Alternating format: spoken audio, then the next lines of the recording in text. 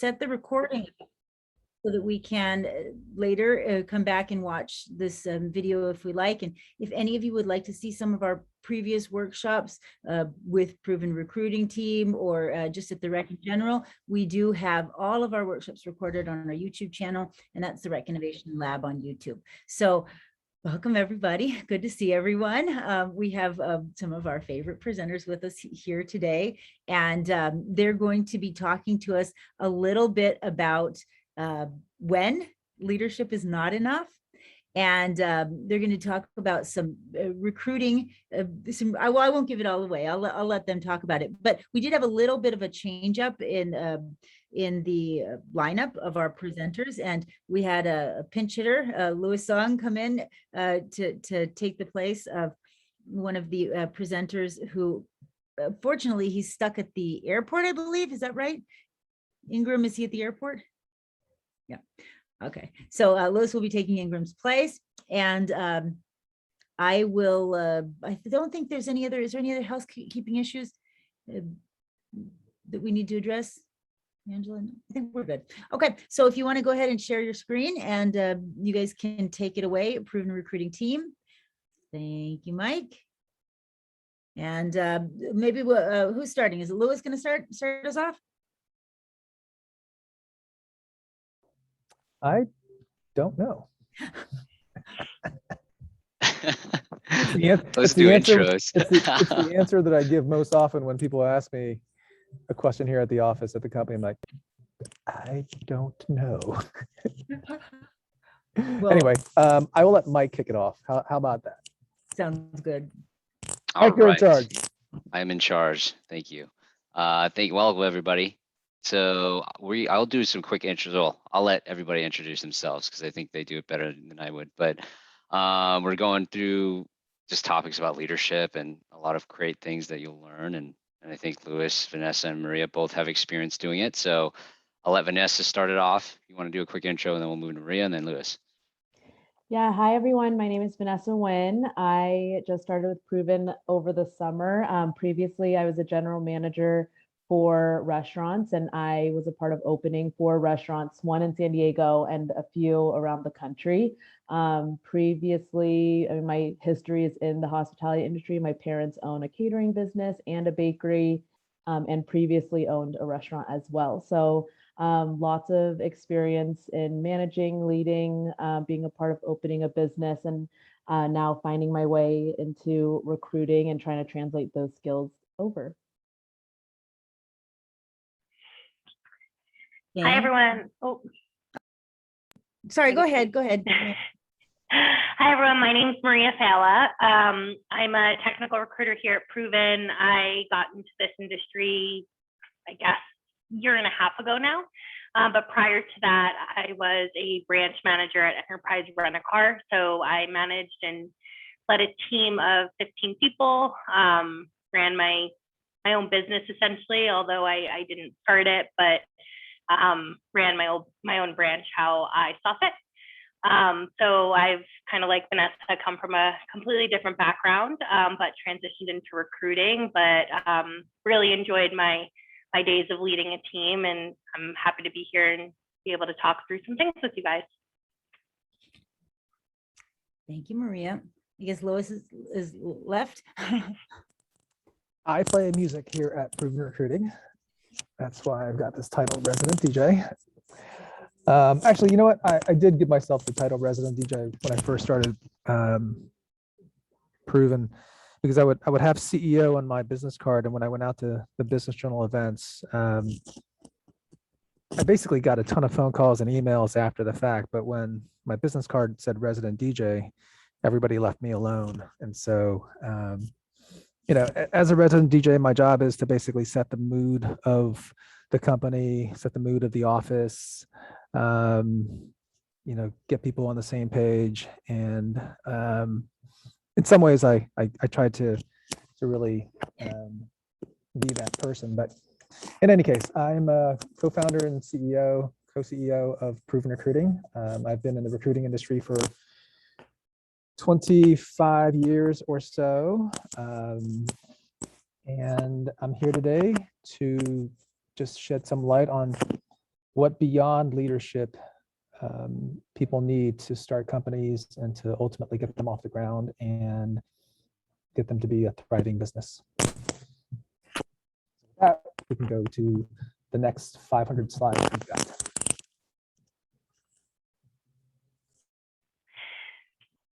Okay, so we wanted to make this presentation as interactive as possible, just so you get the most out of it. So we started off with a few questions. If you want to either throw it into the chat, I think that would probably be the best option. But if anyone can answer, or if you all could answer the questions, what has been your biggest business struggle / setback this year? Or what does being a leader mean to you? You can throw those into the chat below. We're going to go through slides here, but we're also going to take a different kind of approach where we're going to do a quick Q&A with Lewis. And if you have questions that you would like to find out as well, by all means, please feel free to put your questions into the chat.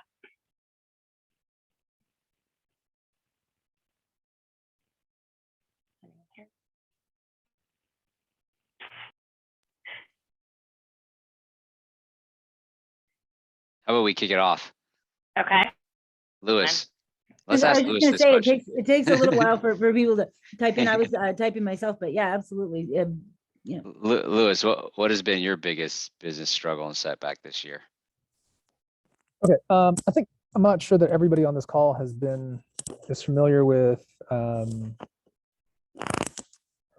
Proven as a business and my journey, but Proven now today is, well, let me go back 14 years. We're 14 years old.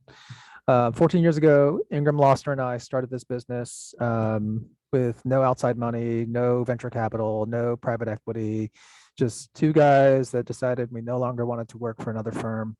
It was $1 billion firm, and we decided that we could start our own firm. So we got five other people together, and we started. I quit my job in March. Ingram quit his job in May.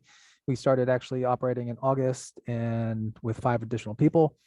That year, we generated about $500,000 in revenue. Fast forward 14 years later, we now have 50 people, and we're about to do $22 million in revenue this year. And I don't know, there's a whole bunch of other stuff, but 4 offices: San Diego, LA, Dallas, Austin, and some other stuff. So anyway, so to answer the question, what has been our biggest struggle setback this year? Honestly, it's been hiring. It is, as a recruiting firm, the irony is that we still struggle to hire. It is, and that's what we do as a business. I know restaurants are struggling hiring people. I know that our clients, whether they're in the fitness industry, whether they're in the shipbuilding industry, whether they're whatever they're in, everybody seems to be struggling and hiring good people, and we definitely are struggling as well. Even though we have hired probably close to 15 people or more in the year 2021 alone, or maybe the back half of the last couple of months of last year to this year. So even as a recruiting firm, we really struggle in hiring good people today. I think there was a couple of questions in the chat. Well, kind of along with talking about hiring, what were some of the important qualities, or what are some of the important qualities that you look for when you're hiring employees for Proven, or you're like any business, and how do you choose whether it's to hire slow or hire fast, training newer people or hiring more experienced people? What are some qualities you look for? So I think the I had a conversation with an aspiring entrepreneur last week, and she and her business partner are really technical. They have a great business idea from a technical standpoint, and they called me up in regards to asking for some referrals from a sales standpoint. And what I ultimately shared with them was that I felt like they were asking me to do a job for them as a salesperson. And I think that's one of the most important things is when you look at your organization, when you look at your team, is it you by yourself? And if it's you by yourself, what are you really good at? And what kind of people do you need to really supplement and to enhance you as a business? So Ingram is a very outgoing, he's great with the financial numbers. He's really good at hiring. I'm more on the marketing side. I'm more on the delivery and operations side.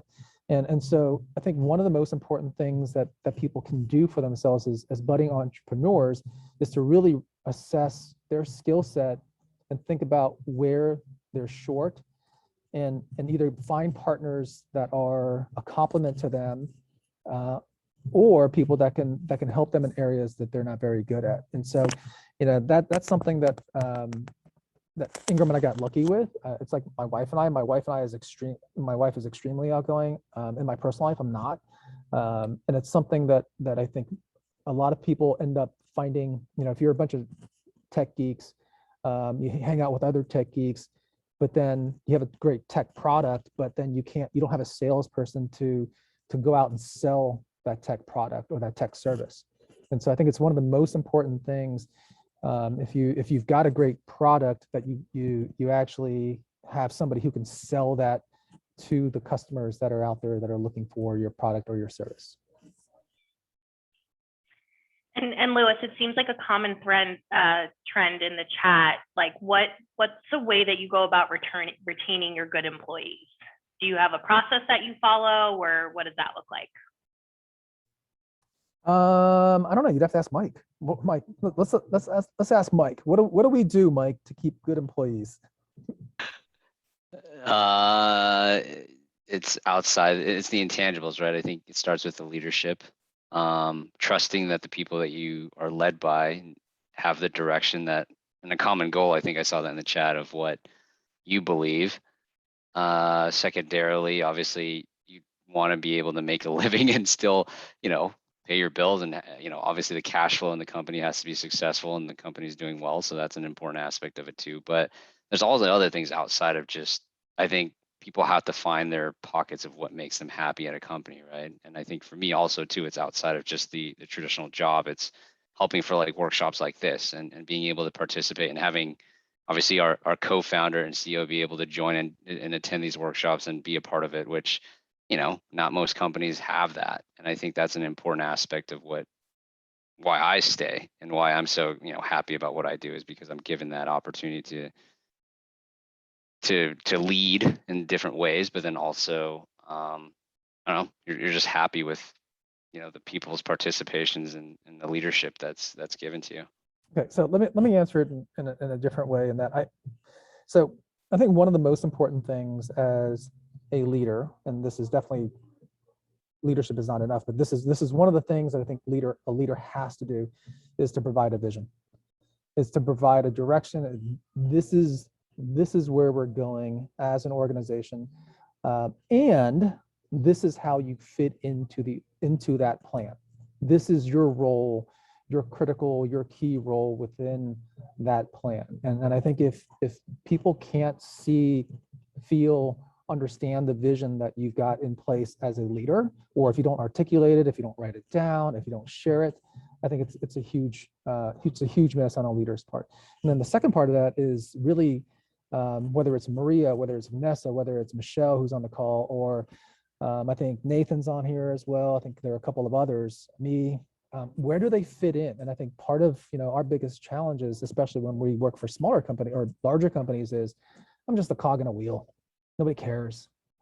Nobody cares that I'm doing what I'm doing. I could go tomorrow and nobody would care. And I think when people feel like nobody cares about them and their contributions don't matter, that's when people leave. And so, one of the things that I've tried to do on a regular basis, that's harder now as we get bigger, is to spend time with the key members of all the teams, and to make sure that they understand that we do appreciate their contributions to the company as a whole. And sometimes I'm personally not a big fan of big meetings. I'd rather spend time one-on-one, one-on-two, maybe one-on-three, and talk with people in smaller settings so that they can ask intimate questions and not just get the corporate answer, but get real answers about challenges that I'm seeing as an individual, as well as an owner and co-CEO.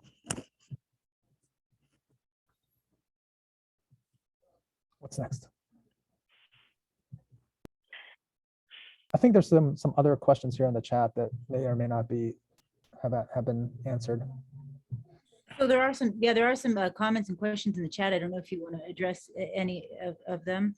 I don't know if So one thing that you got here, Tanya, you're losing 70% of your staff in the last 3 weeks. So that's, I used to take that a lot very personally in the past. I would get emotional about that, and that changed for me once I started to think about the members of our company as team members rather than family. And I know that this is like, we like to kind of use those words interchangeably. right. But family is family and work is work, teams are teams. And if you think about whether it's Bill Belichick, well, let's think about Bill Belichick and Tom Brady last night, okay? Those guys are no longer team members. Yeah. They're now on opposite teams or on separate teams. And for as much as they were like a family, they were never family. They weren't married to each other. They were paid employees that worked together. And for as much as I really like Mike and I like Maria and I like Vanessa and all the other members of the Proven team on here, and at times we feel like a family, we're not. My family is my family. Your family is your family. And unless our families somehow get married or something together, we're not family. And I think as owners and as leaders, sometimes we cross that line and think of our team members as family when they're not. So, and that was a hard thing for me. It wasn't until about 3 or 4 years ago, after being in leadership for about 21 years, in my 22nd year or so, did I come to terms with that. And when I think about, Alabama football, for example, okay, every year their best players graduate. Every year their best people go on to the pros. And every year they bring on new people to their teams. And every year they kick ass. And if you just accept it as a fact of life that you will lose your best people consistently. Yeah. And if you can keep your people for 4 years, thank God. Okay. That'd be But, nice. but okay, the likelihood is that you don't. We have 90% turnover, Tanya, at Proven. 90% turnover That's insane. during the course of 3 years. Right. Okay. And people love us. People love me. People love Right. working here, and they say all these great things, but then they go, bye, see you later. Right. Got somewhere else to go. And I can't be angry with the employees that left. I mean, honestly, I want them to leave. They got better jobs, right? They moved on to bigger and better things. And I mean, on some level, it feels like, well, we did a good job. We got them prepared and we got them marketable. And then, one of them we let go because, Yep. yeah, because sometimes you need to, but yeah. It's, so I think we want people to feel like family.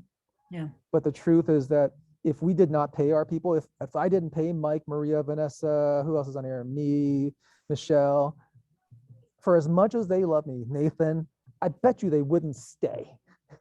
Family will stay with you for the most part, even when you're not making money. And for as much as these guys love us, love me, and love what we do, I would venture to say that if we stop paying them, they would go somewhere else. And so they are team members, and as part of a team, and that's again going back to the first question, what role do we all play within the context of a team? In every single company, like a football team or a soccer team, there are different roles for each organization. Somebody has to lead sales, somebody has to lead administration, somebody has to lead delivery, somebody has to lead development, somebody has to lead testing, or whatever other organizations there are within a company. And if they're not doing their job, you have to find a new team member. Otherwise, the entire team suffers. You know, one other thing that I noticed, it may be a little bit off topic, or maybe a little far removed from when you first started, but we have a lot of really early stage startup founders here in the room. And I've noticed that one thing that they'll often do is, you know, they'll work really hard because they're startup founders, and then they expect that founding team of employees to also work really hard, and oftentimes without pay or without any promise of future equity. And I don't think that works. I don't think you can expect a non-founder to ever behave like a founder. I don't know. Did you ever see anything like that, or like how much can you put on your people? You know, how much? I think it's a little bit different for us because everyone's compensation, except for our corporate team, is based on their own productivity. So the harder that they work, the more productive that they are, and frankly, the more hours that they put in, the more money that they're going to make for themselves and their families. And so it's directly correlated to how much effort that they put into their own, effectively, you know, their own desk, their own business. For those that are starting their own businesses, you know, I've made that same mistake in the past as well, where I've asked other people to work as hard as me, and they didn't have equity, they didn't have any part of the ownership of the company, and the bottom line really is that they just don't care as much as you do, unless they have a stake in the company, unless they have a stake in the business. And so you could tie some equity components to the person's productivity. The more productive that they are, the better that they do, they earn some shares in the company or earn some equity in the company. But that then makes the legal structure a little bit more complicated as you build the business. But you know, I think it's unreasonable to really think that people who don't have equity shares are going to act like owners. And you know, the whole idea of like acting like an owner when you're not. I tried that at my last company, and ultimately I was told, you're not an owner. You don't get to make these decisions, you know, and that's, I think, part of being an owner is that you get to be part of the decision-making process. So Lewis, I guess how do you decide when it's time to let someone go or move on or cut that relationship if they're not performing or whatnot? Well, I think, you know, going back to the team analogy, what role does every single person play? What are the expectations for that person? I mean, I think it took me a good 15 years before I really got good at setting expectations on the front end, measuring the progress that people were making month after month after month, and then reviewing that progress and basically letting people know how they were doing against the expectations. And, you know, I think especially early on, we kind of cross our fingers and go, I hope this person does well. I hope this person shows up like they say they're going to show up. And then 1 month they were sick a little bit, they were out on vacation. And then the next thing you know, their levels of production or activity are constantly low. And you haven't had those consistent reviews and reviews of those expectations. And then 3 months have gone by, and then you're upset because the person's not doing their job. The person thinks that they're doing okay because you haven't talked to them about that. And I think the worst thing that we can do to our team members is that we end up firing them, and they're actually surprised by it. When people are surprised by being fired is when you know as a leader and as a manager, you have not done your job in communicating on a consistent basis to let them know how they're doing. And that's something that frankly, it took me a long time to get good at it. I don't think I'm that great at it, but I'm much better at it than I used to be. When I'm now a lot more, I don't want to say blunt, but I'm a lot more direct when I say, we set the expectations last week at 25 activities, you got to 20. If this keeps happening, okay. And that's the other thing is that when everything is in writing, it gets so much easier to say, this is what we talked about last month. We agree that if you didn't meet these activities, that this is not the right role for you, not the right company for you. And so, it definitely is not easy letting people go. But, I've seen more often than not when people aren't being productive in their jobs and you let them go and terminate them, just, we use the street language when we fire them, okay, as opposed to terminate, not the legal language. When you fire them, they end up going to something else that's actually a better fit for them. And I think, again, the idea that, these jobs aren't forever. For as much as we would like to stay with people forever, that's just not the way that life is. People have other things that they grow to and get into, as opposed to sticking to something forever. Yeah, and I think for me personally, when I was leading and managing, that when I kept things written down and I had bi-weekly one-on-ones and I was keeping employees informed, it made it that much, it's not a fun thing to do in general, but it made it that much easier when I had something to say, hey, like, this is all right in front of you. We've talked about this every other week. Like, it's time to part ways. So definitely keeping that paper trail is really important, I think, at least. Yeah, and I think, look, the idea of leadership sometimes is this whole rah-rah thing, where we get in front of people and we give the inspiring speech and we make them feel good. But leadership is also, the other aspects of running a business is more the management aspects of actually sitting down, and maybe it is leadership to Steve's point, but it's sitting down with people and setting expectations and telling them the truth of how they're doing compared to the expectations that were set. And that's something that, to Steve's point, I did not do well for a long time. It took me years to get better at it. And to this day, I don't still think that I'm great at it, but it's something that I continue to work on all the time. Okay, next topic. We got a bunch of slides here that we can go through as well. I know. Well, I think the next slide we're going to go into like the finances. Obviously, the fun things of starting a business, like the names and people that we hire and things like that. But I think me and Maria both have the experience of leading, businesses and being managers and doing what we see fit for, but we weren't, it wasn't our company. We were the boss, but at the end of the day, if we didn't have the money, the company could back us up on it.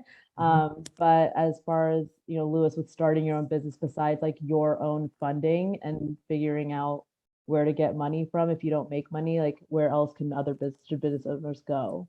Okay, so I was talking to a student from CSU San Marcos today who wants to start his own accounting firm in 10 or 15 years. And, so some of the questions that I started asking him was, well, how many people are you going to start with? How big is your firm going to be when you first start? And the reason I asked that question is, well, how many people are you paying to start with? How many people are on payroll?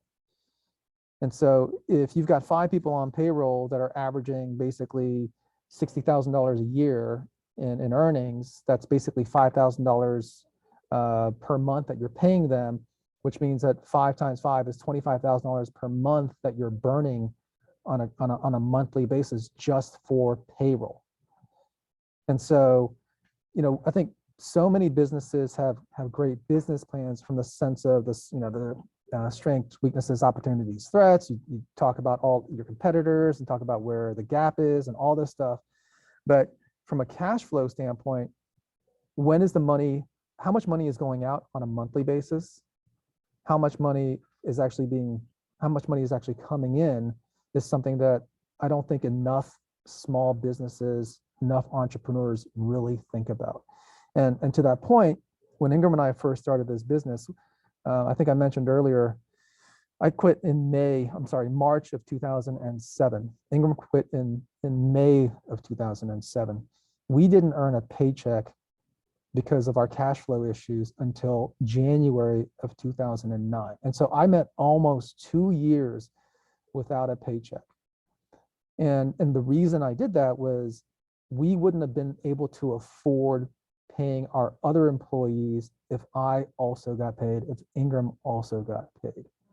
And we also took into consideration how long it took for us to collect money once we made a sale. I think that's another thing that is a huge challenge, or something that you don't really think about as an entrepreneur. My son, just this weekend, or just this past week, he was walking our neighbor's dog because our neighbor was out for the entire week. I And he asked me, he's like, Dad, where's my money? I was like, I don't know. Why don't you go ask the neighbor? He's like, I don't know. When is she getting back? Where is she? I was like, I don't know. That's your problem. I'm not your collector.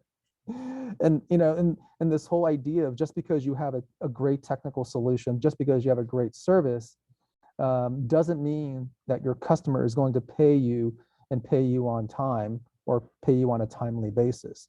And it's something that, you know, within our business now, our associates, our recruiters have come to become very familiar with that, because from a commission standpoint, our recruiters don't get paid until our clients pay us, and they don't get paid until the month after our clients pay us. And so they're very aware of the business viability of our clients, when in many cases in sales, for salespeople and other companies, you're just like, I don't care, that's not my problem, I don't have to collect, I'm going to get paid anyway. And you know, if that's the case, the business doesn't stay in business for very long if you're paying people but you're not collecting the money for the services or products. Let's see. What else? So when you started though, like, were you doing that? Like, you were the ones, or did you have someone identified to collect the money? Ingram was making the phone calls to collect. Believe it or not, Ingram was literally handwriting paychecks. He was doing the federal tax deductions, the state tax deductions. He was doing the payroll, all the payroll deductions, Social Security. He was calling, he was putting the invoices together. He was calling on clients. He was mailing the invoices initially when we didn't have an admin, because we effectively couldn't afford somebody.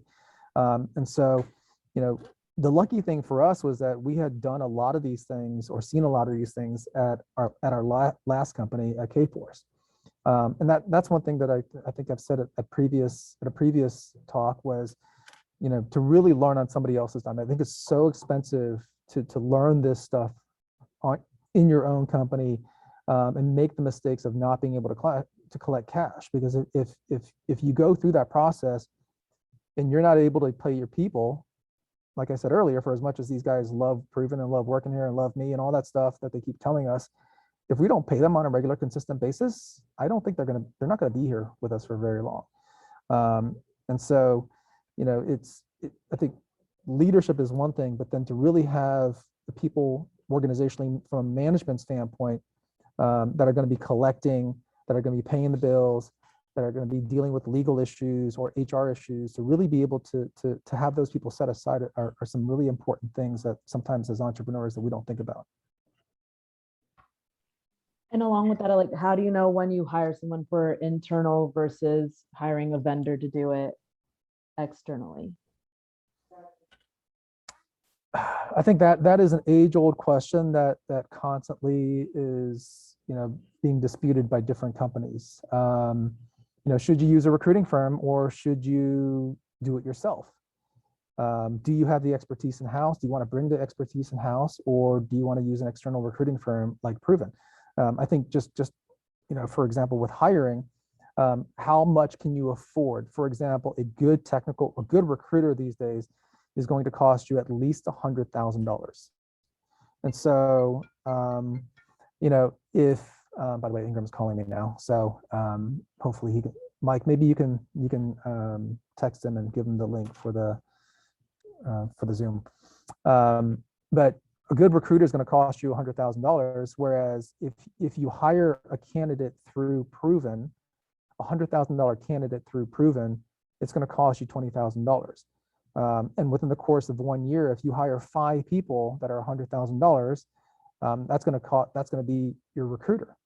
Whereas if you hire one recruiter that's really good, you could potentially hire 10, 15, 20 or more people over the course of the year to do that same level of recruiting, and for the same fee. Now, the more difficult the search, the more specialized the skill set, the more you want to more likely get somebody who is specialized in that area to do recruiting.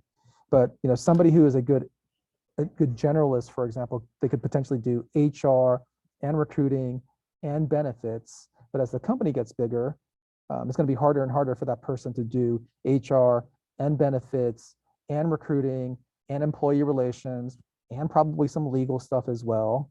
And so the larger you get, the more likely it is that you're going to need to find people who are splintering off into different areas of HR rather than trying to do all of that on their own. Otherwise, you're going to end up using a firm like ours, and it's going to cost you a lot of money.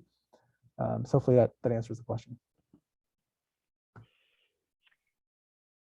Yeah, so I mean, transitioning towards the sales aspect, then how do you choose who you're going to start your business with? Like, how did you decide, hey, I want these 5, 6 people to come with me, despite Ingram? Well, number one, I think the first choice was Ingram. And Ingram is somebody that I have worked with for 11 years. Ingram started in March of, it's funny because he started in March of 2000 or 1996. I started in May of 1996, and then 11 years later, I guess it was, I quit in March and he quit in May. And so it kind of comes full circle that way. But I think there's a level of trust, like parenting. Could you run your business on your own? Absolutely. Could you parent on your own? Absolutely. Is it hard? It's hard as hell on your own. It's not that it hasn't been done, but single parents, being a single parent is extremely difficult. Being a single executive or the single owner is extremely difficult as well. But it also means when you do have a business partner that you have to compromise. And it's something that I think as parents as well as business partners, you have to be willing to give and take so that you can equally run the company together.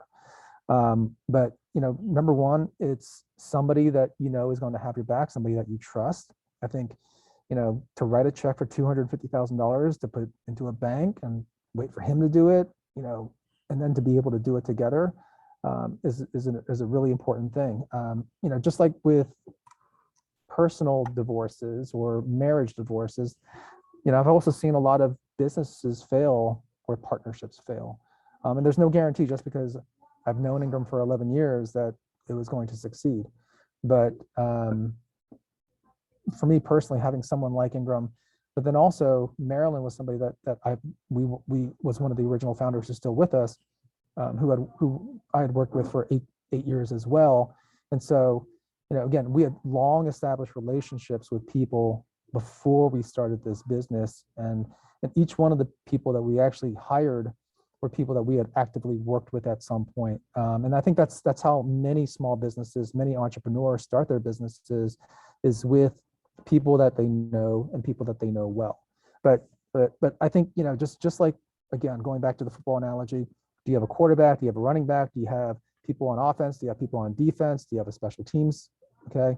And in the beginning, you might have one person that's playing offense, one person that's playing defense, one person that's playing special teams.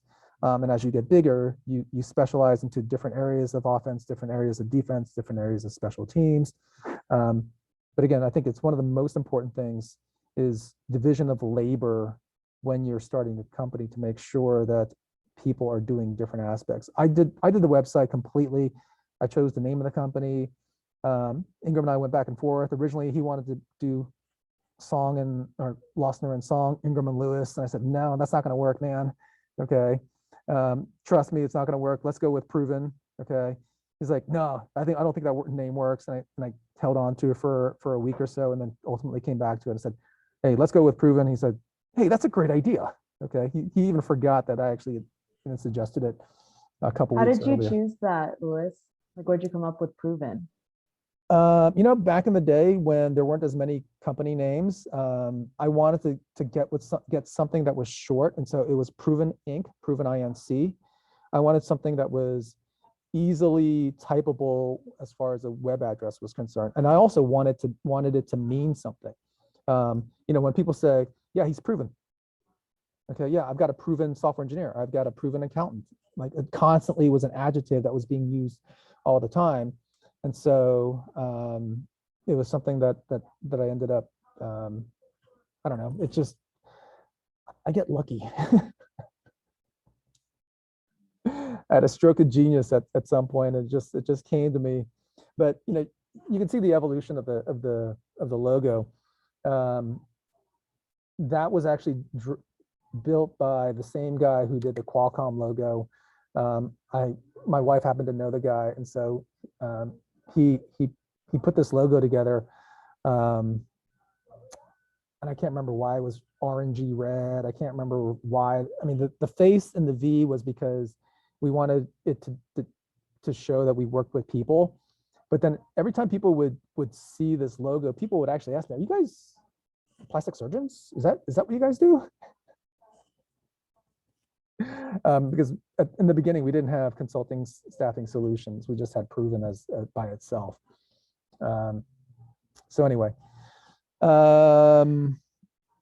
what else?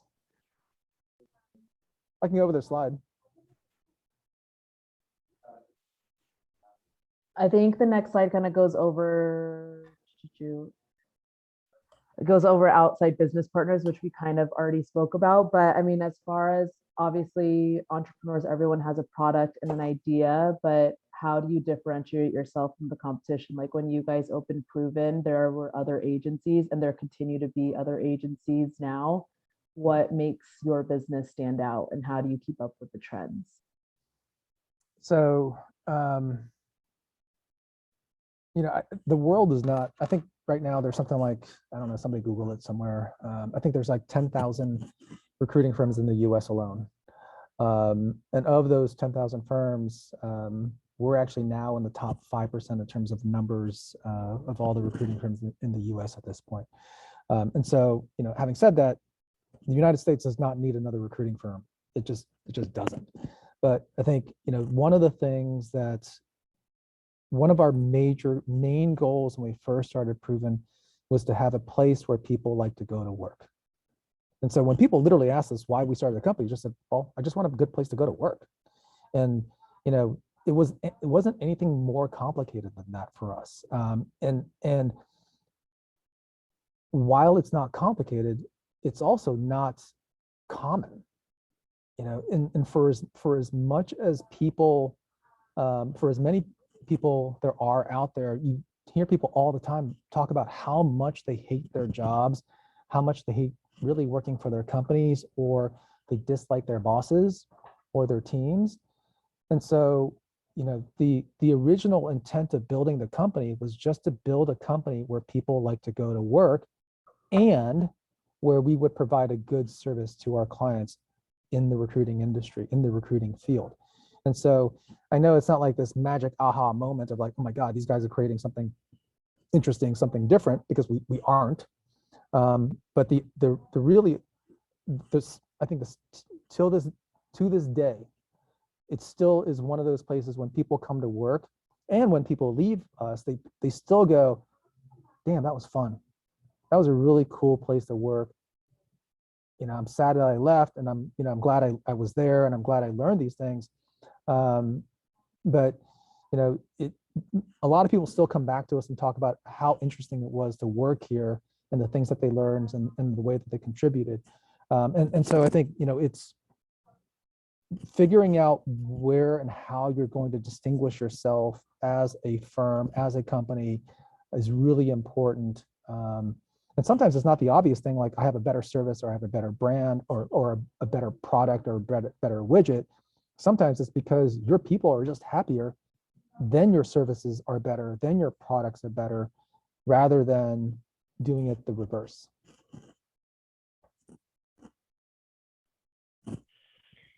And please feel free to drop some questions in the chat as well. We want you to be able to ask some questions and gain some knowledge from Lewis aside from what we're asking him. But Lewis, if you could give advice to people who are doing this, like what's something that you learned along the way that now that you wish you would have known when you first started? I don't know. The thing that comes to mind is that it doesn't get easier. That whole idea of like the mile doesn't get shorter, the 50-pound weight doesn't get any lighter. You get stronger, you get better, or you don't. Okay, and I think the amount of work that it takes to just get better and better and better is constant and non-ending. And I think the world just doesn't get any easier. The world is the world. It just doesn't get harder. It doesn't get easier. It is what it is. But having to deal with knowing that it's going to constantly be a challenge is something that, just like with Tanya, losing people, that doesn't get easier. Okay. And sometimes it gets harder. I mean, you know, I'll even call out somebody that we lost early this year. I was completely surprised when we lost Claudia. I don't know if it was early this year now or late last year, but I was completely thrown off guard. And that's something that to this day, I thought, you know, here I am 24 years into this business, and it's still surprising me when people were quitting. And you know, I'm still human. I still have feelings, but being surprised by that is something that I thought it'd be over by this point. But I guess maybe it demonstrates that I'm still human rather than not. So, but some other things is, I think nothing ever lasts forever, the good times nor the bad times. And so, you know, there are going to be times when it's not good, things aren't great with your partner, things aren't great at home, things aren't great in the economy, things aren't great. And this is more the life stuff, but sometimes it's just about making it to the next day and the next week and the next month. And, you know, if you really believe in the service or the product that you provide, and you're treating your people well, and your people believe in you, and you're providing them the vision, you know, it's, and one other thing I would throw in there is really the act of finding good people and adding good people is so important, both just all phases of the business. And whether it's lucky that I started with Ingram, or whether it's, you know, fortunate, whatever, Ingram, Marilyn, and everyone else that's come afterwards, you know. And one other thing. So I used to be really bitter before I left K-Force, or when I left K-Force. I was so angry, and I was so filled with trying to exact revenge on the company that treated me so poorly after my 11 years of dedication and working hard for them.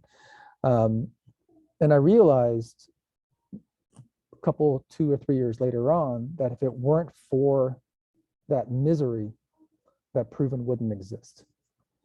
And so that anger and that, I guess even hatred, turned into gratitude.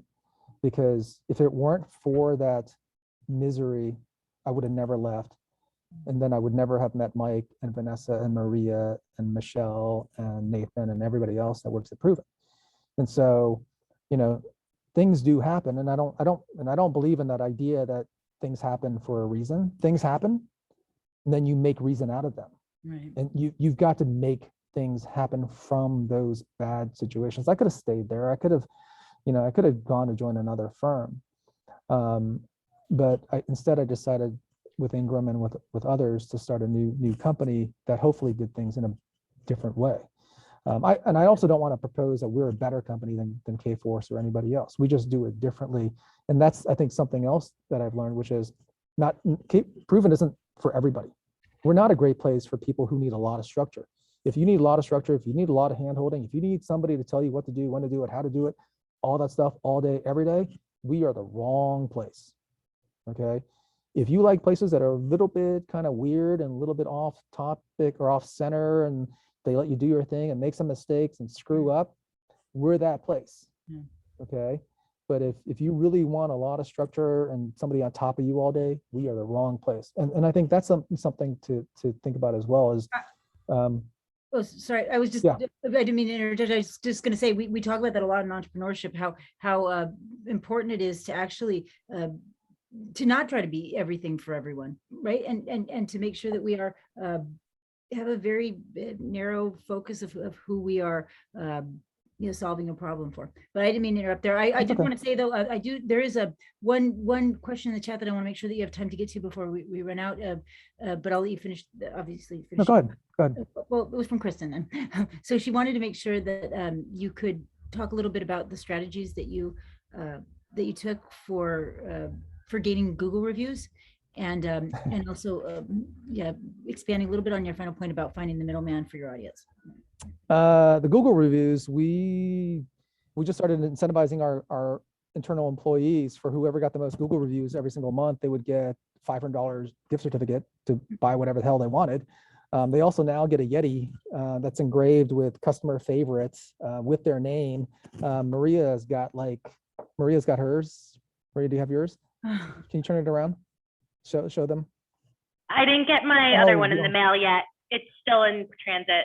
Okay, so we stopped giving out the plastic awards that sat on people's desks and were never used, and we said instead we basically spent the same money to buy people Yetis and engrave their names on it with Employee of the Month or whatever the case might be, customer favorite.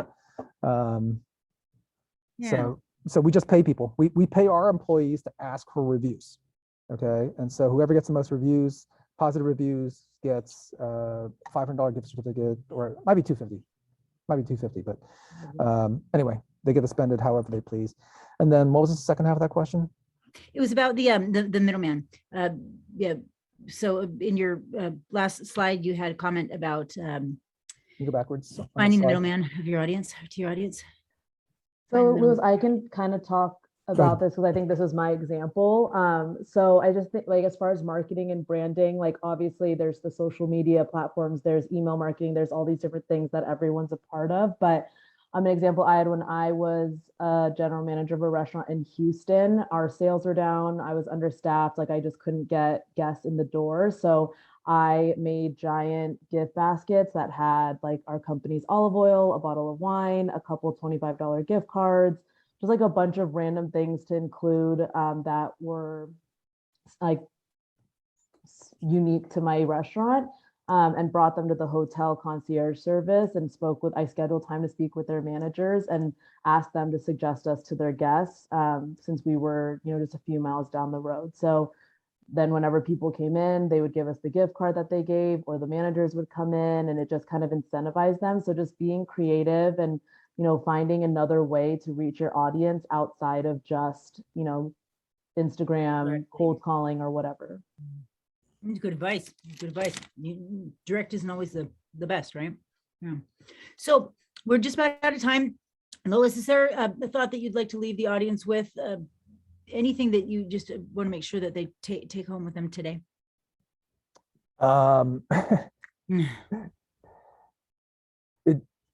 It does not get easier, but you do get stronger if you keep putting the work into it. We battled for, I kind of skipped over the growth from the 500,000 in 2007 to the 22 million that we're going to do this year. What I didn't tell you was that we got to 18 million by the year 2013. So within 6 years, we grew to $18 million and to 9 offices.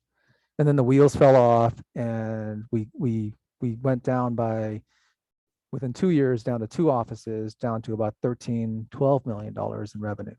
And for the next, 14 to 22, for the next 8 years, we struggled to get back even to 17 or $16 million, which we did in 2019. And so, but we were putting in the efforts, we were putting in consistent training programs, we were putting in consistent marketing and branding. We were doing all the work behind the scenes that led us to grow and to get to a point where we had enough of a foundation to be able to now grow consistently and with scale to a place where we're now being able to do $22 million this year. And frankly, if things continue, we'll be at $30 million by the end of 2023. Or 2022.